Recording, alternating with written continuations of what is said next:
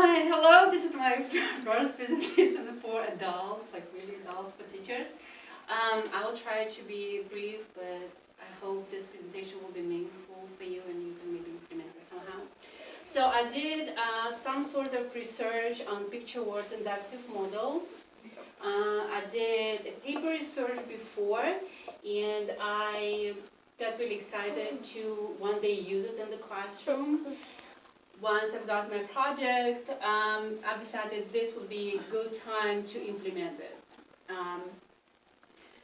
So that's why I put here that it's for whole class and small group instruction in special education setting. And since everybody's special education here, it's perfect. So agenda, what is picture word inductive model? I'll go a little bit about this. Implementation of the model in the classroom, utilization of the model during small group instruction, in a special education classroom, so this three kind of going together. Picture word inductive model, it's part of inductive reasoning PWIM. So there are three purposes for inductive reasoning: discrimination, the ability to perceive similar and different relations, which is important for our kids to be able to do that. Generalization, the ability to perceive similar characteristics, which is also very important for our kids to connect to the real world. And formulation, the ability to form systems and regularities, which is the hardest one for the kids in my classroom and for some kids in the resource classroom. The model was developed by Emily Calhoun in her book Teaching Begin Reading and Writing with a Picture Word Inductive Model.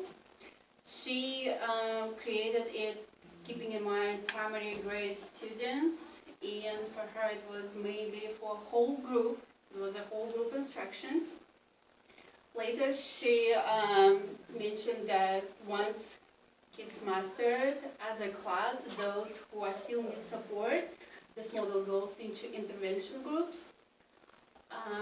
And research that I've read through touches second language learners, and lots of kids, lots of teachers using this for those who want to support students with vocabulary and language in general.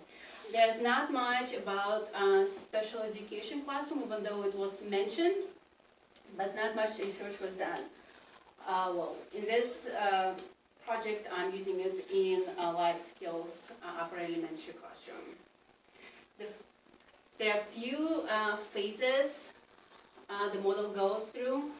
First, studying a photograph and shaking out the words. That's a key word. It's kind of brand for this model, shaking out the words. It's visual for kids, not just a picture, but what you're actually doing. Phase 2, analyzing word attributes, building categories, a little bit more enhanced, but it becomes more important for maybe more for kids who are going to resource room and for those who are in primary grades in general education. Creating sentences, again, it's getting a little bit more difficult. Making titles goes kind of along with phase 3.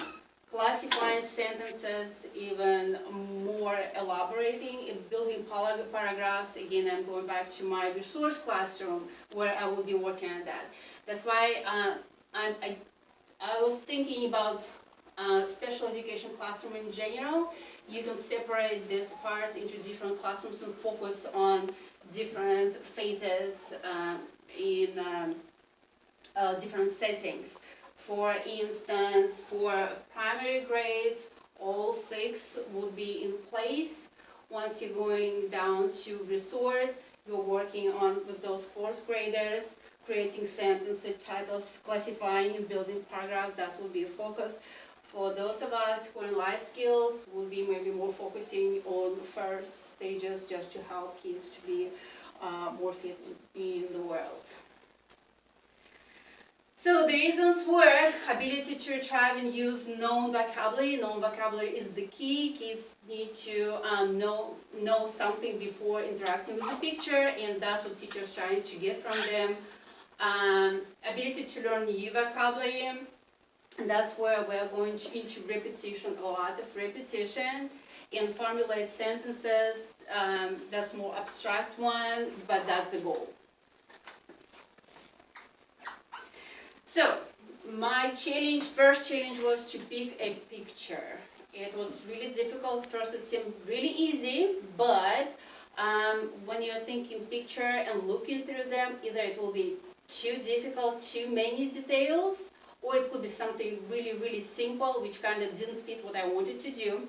We had a unit on seasons, and I felt these pictures that represent the same scenery would be a good starting point. My idea at first was to use all four and combine them together. It didn't work out that way, so we started just with spring, and we're in spring, it will be a good connection. So that was the picture, and I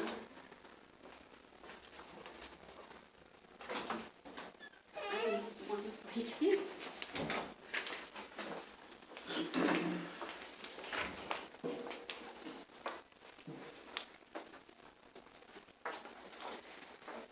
So here's a picture, and probably you can see it much better on the screen.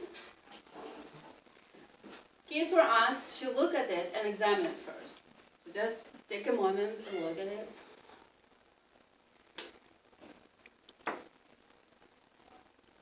And then kids were asked, what do you see? So let's pretend that you're students. Which words can describe this picture? What do you see? Grass. Grass. Trees. Trees. Long road. Long road. Long road.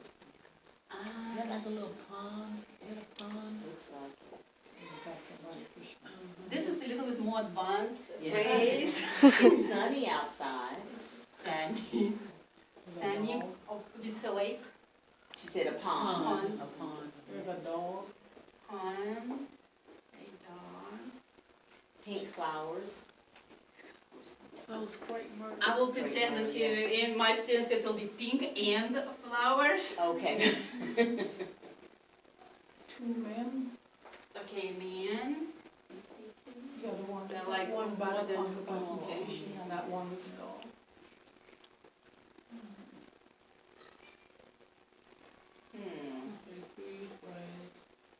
Green grass. Green. Green. Okay. What are those little bushes? Those look like are those weeds, a little green. You know, you see the green grass, but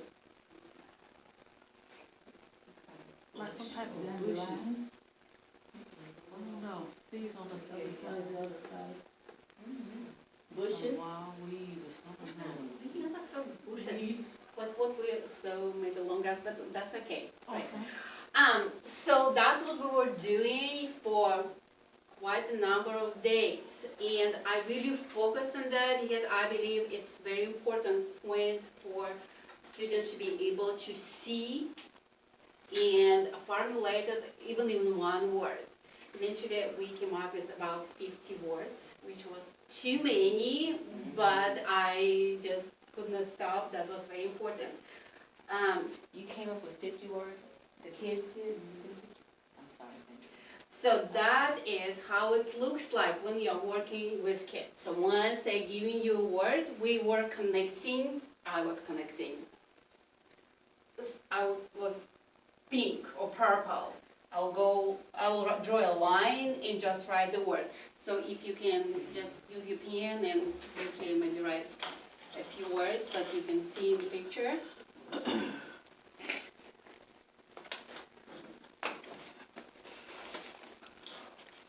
And of course I was saying, let's shake out the words.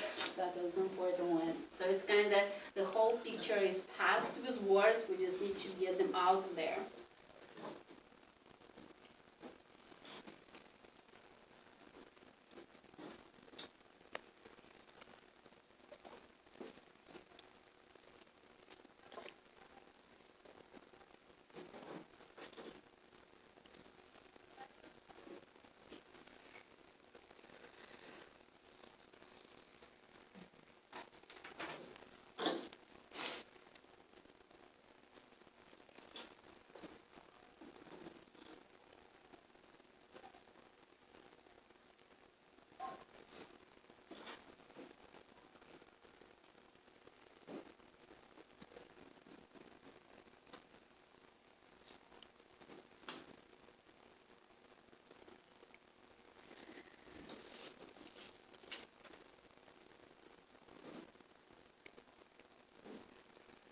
So again, we spent many days creating this, looking at the picture, and sessions were about 20 minutes each.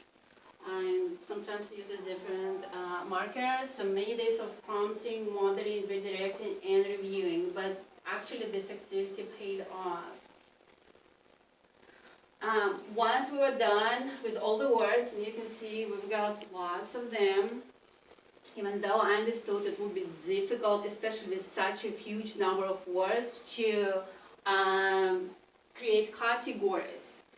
I tried to prompt, but get of those students who were able to categorize them. That's why it was important to do these two activities in the whole group, so they will be learning from each other.